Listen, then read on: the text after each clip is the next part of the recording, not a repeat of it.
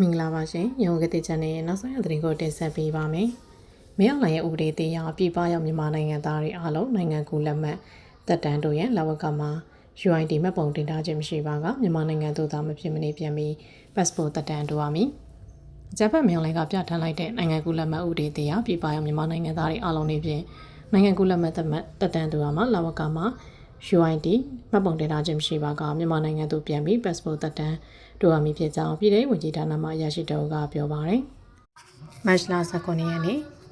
အကြမ်းဖက်မြောက်လိုက်ကနိုင်ငံကူးလက်မှတ်ဥပဒေကိုပြဋ္ဌာန်းလိုက်ပြီးဆိုပါဥပဒေတရားပြည်ပရောက်မြန်မာနိုင်ငံသားများအနေဖြင့်နိုင်ငံကူးလက်မှတ်တက်တန်းတို့ရမှာလာဝကမှာမပုံတင်ထားတဲ့ UID ကိုပိုင်သက်သေခံလက်မှတ်ရှိရမည်ဖြစ်ကြောင်းအဆိုပါ UID ကိုပိုင်သက်သေခံလက်မှတ်မရှိပါကပြည်တွင်းကိုပြန်ပြီးသက်ဆိုင်ရာမြို့နယ်လူဝင်မှုကြီးကြပ်ရေးရုံးမှ UID ကိုလျှောက်ထားမည်ဖြစ်ကြောင်းပြည်ပတိုင်ရုံးတွေမှာ UID ကိုပိုင်သက်သေခံလက်မှတ်ကိုကင်ဆောင်ပြီးမလုပ်ရဘဲနဲ့မိမိနေထိုင်မြို့နယ်လာဝကရုံးတွေမှာသာ UID ကိုသာလှုပ်ဆောင်နိုင်ကြသိရတယ်။အခုနိုင်ငံကူးလက်မှတ်အသစ်ပဲလို့တက်တမ်းမဲ့တို့ရှောက်ဖို့အတွက်ဥပဒေတရား UID ကိုပိုင်သက်သေခံလက်မှတ်မဖြစ်မနေရှိမှသာရှောက်ထားခွင့်ရရှိမှာဖြစ်ပါတယ်။ UID လုပ်ငန်းစဉ်တွေက2022ခုနှစ်2023ခုနှစ်လောက်ကနေတွင်ကြဲလောက်တာပြည်ပမြန်မာနိုင်ငံသားအနေနဲ့လည်းနိုင်ငံကူးလက်မှတ်တက်တမ်းတိုးဖို့ဆိုရင်တော့ UID ရှိမှရမှာဖြစ်ပါတယ်။ UID မရှိရင်တော့ပြည်တွင်းကိုပြန်လာပြီးသက်ဆိုင်ရာမိမိနေထိုင်ရာမြို့နယ်လာဝကရုံးမှာ UID မှတ်ပုံတင်ပြုလုပ်ရမှာဖြစ်ပါတယ်။ UID မရှိရင်ပြည်ပတန်ရုံးတွေကလည်းနိုင်ငံကူးလက်မှတ်တက်တန်းတိုးပေးလို့မရတော့ဘူးလို့ပြည်ထောင်ဝန်ကြီးဌာနမှအရာရှိကရှင်းပြတယ်။နိုင်ငံကူးလက်မှတ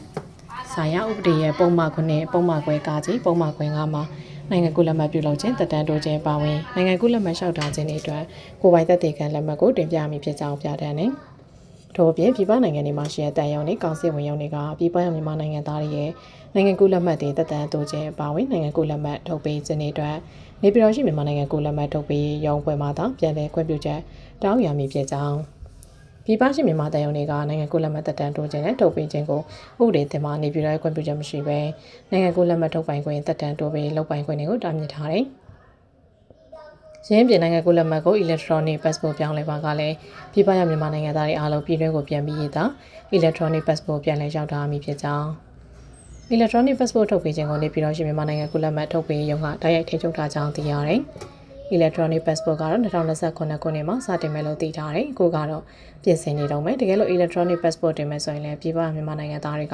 ကပြည်တွင်းကိုပြန်လာပြီးရှောက်ထားရမယ်။ပြည်ပတန်ရုံးတွေမှာ electronic passport ထုတ်ပေးလို့မရနိုင်ဘူးလို့ပြည်ထောင်အရာရှိကရှင်းပြတယ်။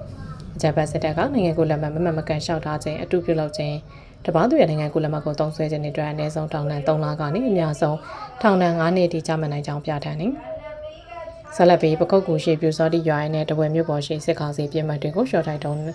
ုန်းတွေနဲ့စတိုက်တိုက်ခိုင်မကွေတိုင်းပခုတ်ကူမြို့နယ်ရှိပြူစောတိကျေးရွာနဲ့တနင်္သာရီတိုင်းတပွဲမြို့ပေါ်မှာရှိတဲ့စစ်ကောင်စီရဲ့ရေးပါရုံဌာနစစ်စေးဂိတ်တွေကိုဒေါ်လိုင်းတပ်ဖွဲ့တွေကရှော့တိုက်ဒရုန်းနဲ့ဒရုန်းတွေတုံးပြကစတိုက်တိုက်ခိုင်တဲ့ဖြင့်စစ်ကောင်စီဘက်ကထိခိုက်ဒေဆုံးမှုတွေရှိနိုင်ကြောင်းဒေါ်လိုင်းတပ်ဖွဲ့တန်းကနေသိရတယ်။မကွေးတိုင်းပခုတ်ကူမြို့နယ်တွင်မှရှိတိုင်ကြတက်ဆွဲထားတဲ့ရှစ်မကန်နဲ့အနောက်မကြီးကန်ပြူစောတိရွာနေရာကိုမတ်လ19ရက်ဆက်ရှင်နေတို့မှာတော်လိုင်းတပ်ဖွဲ့တွေကရှော့တိုက်ဒုံး10လုံးနဲ့ပြစ်ခတ်တိုက်ခိုက်ခဲ့တယ်။မတ်လ19ရက်နေ့မနက်ပိုင်းမှာရှစ်မကန်ကျေးရွာပြူစောတိစကန်ကိုရှော့တိုက်ဒုံး3လုံးညနေပိုင်းမှာ4လုံးနဲ့ပြစ်ခတ်ရမှာစကန်တွင်ကြောက်ပွားခွဲပြီးမိလောင်မှုတွေပြပွားကထိခိုက်တဲ့အားသူတွေရှိခဲ့တယ်။ကော့ပရာဝန်တပ်ဖွဲ့ကတာဝန်ရှိသူတအုပ်ကစစ်ခွေးစီအစင်ကတော့မသိရသေးဘူးကျွန်တော်စုံစမ်းစေရှစ်မကန်ရွာဘက်ကတော့ပြစ်ခတ်နေချိန်တွင်မိခိုးလုံးကြီးတက်လာတော့ကျွန်တော်မြင်ရတယ်။ဘဲကူလောင်းတာလည်းတော့မသိဘူးရှစ်မကန်ရွာကတာဂက်တွေထိနာတယ်။ထို့ပြင်မတ်လ18ရက်နေ့မွန်လယ်ပိုင်းမှာလည်းအနောက်မကြီးကပြူစောတိရွာမှာအစည်းအဝေးပြုလုပ်မလို့တင်ရရှိတဲ့ပြင်ရှော့လိုက်တုံး3လုံးနဲ့ထပ်မံတိုက်ခိုက်ခဲ့တယ်။လက်ရှိမှာတော့ရှင်မကန်ရွာကပြူစောတိကအောင်သာပြူစောတိရွာကိုတွက်ပြေးတင်ဆောင်သွားကြပြီးနေမြေတွင်စစ်ရေးအခြေအနေမှာဆက်လက်တင်မာနေစေဖြစ်ပါတယ်။အဆိုပါတိုက်ခိုက်မှုတွေကိုပခုတ်ကူမြို့နယ်ဘက်က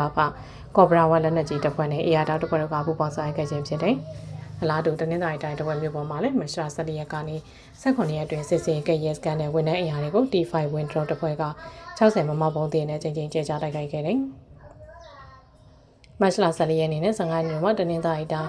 ရန်ဝင်တဲ့အရာစုစုပေါင်းရုံနဲ့စားသုံးလင်းတွေကိုတိုက်ခိုက်ရာစစ်သားနဲ့ရဲတွေတိကိုက်မှုရှိကြောင်းသိရတယ်။မတ်လ19ရက်နေ့မနက်ပိုင်းမှာလည်းတပွဲမြို့နယ်ရဲစကန်ကို drone နဲ့အထက်မှတိုက်ခိုက်ခဲ့သလိုမြို့ဝင်ရှိပေါက်တိုင်းတရားစစ်စေးကိတ်ကိုလည်းယခုလအတွင်းအကြိမ်ကြိမ်ပုံကျဲတိုက်ခိုက်ခဲ့ကြောင်း T5 ဝင်ခွဲကထုတ်ပြန်နေ။ထို့ပြင်ပြီးခဲ့တဲ့ဖေဖော်ဝါရီလနောက်ပိုင်းကလည်းတရချောင်းမြို့နယ်ရှိခမာ403တိုင်ကို drone နဲ့ပုံကျဲတိုက်ခိုက်ခဲ့တယ်။ဆက်လက်ပြီးတော့73စီဝင်နေပါခြင်းနဲ့စီတင်သွင်းသူ importer ချို့ရဲ့ဈေးနှုန်းတင်ဆိုတောင်းဆိုမှုတွေကြောင့်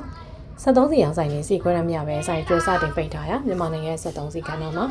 အစိုးရကစီပုံလူမှုရှိကြောင်းထုတ်ပြန်ကြေညာထားတော့လေမြေပြင်မှာတင်သွင်းသူတချို့ရဲ့မယိုးသားလှုပ်ဆောင်မှုနဲ့73စီဝင်နေခြင်းကြောင့်လက်လီစီရောင်းဆိုင်ကျိုးစီပြက်လက်ခြင်းနဲ့ဆိုင်ပိတ်ထားခြင်းနဲ့ဖြစ်ပေါ်နေကြောင်းတနိုင်တစ်ပိုင်း73စီရောင်းပိုင်ရှင်ချို့ကပြောတယ်ပုံမှန်အပြည့်73စီရောင်းဆိုင်တွေကမြန်မာနိုင်ငံ73စီတင်သွင်းရောင်းချပြန်ပြည့်ရေးအသင်းကထုတ်ပြန်တဲ့ PTSC ရင်းညွှန်းစီအတိုင်းသာဝယ်ရခြင်းဖြစ်တော်တယ်စီတင်သွင်းတဲ့ importer ချို့မှာတော့ဈေးနှုန်းကစားမှုတွေလှုပ်ဆောင်လာကြောင်း PO10 ရာရရှိမဲ့ဈေးနှုန်းစာနောက်ပတ်မှာတက်လာမဲ့ PO11 ဈေးနှုန်းနဲ့ရှင်ရဖျားပေးခြင်းသို့မဟုတ်လက်ရှိ PO11 ဈေးကိုနောက်လာမဲ့ PO12 ဈေးနှုန်းနဲ့ရှင်မာသာစီတုပ်ဝင်းမျိုးဆိုတာဈေးတက်ခြင်းကိုစောင့်ဆိုင်ခြင်းပြုလုပ်နေကြောင်းသိရတယ်။ရှင်ပြင်73စီရောင်းဆိုင်နေတန်ကိုပေးရမယ်စီကွဲတဲ့ရှော့ချခြင်းတွေကိုစီတင်သွင်းသူ importer တွေကလှုပ်ဆောင်လာကြောင်းစီတင်သွင်းသူတွေက၎င်းတို့လိုချင်တဲ့စီစဉ်နှုန်းတိုင်းဝေမပေးချေပါကရရှိမဲ့စီခွဲတန်းကို90ရာခိုင်နှုန်းထိရှော့ချပြမျိုးချင်းချမှုတွေရှိနေတယ်။အလားတူစီတင်သွင်းသူတွေကတိလဝါစီကိုတောင်တွေမှာစီတုံးမပေးပဲအချိန်ဆွဲနေကြောင်းစစ်တပ်နဲ့တာဝန်ရှိသူတွေကလက်လီဆိုင်တွေကိုသာစစ်ဆေးရေးယူမှုတွေပြုလုပ်နေတော့လေအဓိကရင်းမြစ်ဖြစ်တဲ့တိလဝါစီကိုတောင်တွေမှာ importer တွေကစီတုံးမပေးပဲအချိန်ဆွဲနေခြင်းကိုထိရောက်စွာရေးယူနိုင်ခြင်းမရှိသေးဘူးလို့သိရပါတယ်။အထူးသဖြင့် normal PO နဲ့ရက်တီနေရတဲ့တနိုင်တစ်ပိုင်း SME စီဆိုင်ငယ်တွေက real time နဲ့တက်စင်နိုင်တဲ့ကုန်ကျစည်မတက်နိုင်တဲ့ဖြင့်ရရှိတဲ့စီခွဲတန်းမှာနေပါလာကြောင်းထိုနေပါလာစီခွဲတန်းကိုပင်စီတွင်တင်းသူ importer တွေကထပ်မလျှော့ချခြင်းဈေးပိုတောင်းခြင်းနဲ့ပြုလုပ်နေတဲ့ဖြင့်စိုက်ပိတ်ထားကြောင်းသိရတယ်။ထို့ကြောင့်သက်ဆိုင်ရာဆွဲဝင်ကြီးဌာနနဲ့စစ်တပ်အနေဖြင့်တိလဝစီကိုတောင်တွေမှာ importer တွေကစီတုံးမပေးဘဲတမိန်ချင်းဆွဲနေမှုကိုစစ်စစ်ရန် POနံပါတ်လိုက်သတ်မှတ်စေနှုတ်တဲ့ပုံမတောင်းခံတဲ့ importer တွေကိုတယောက်စွာ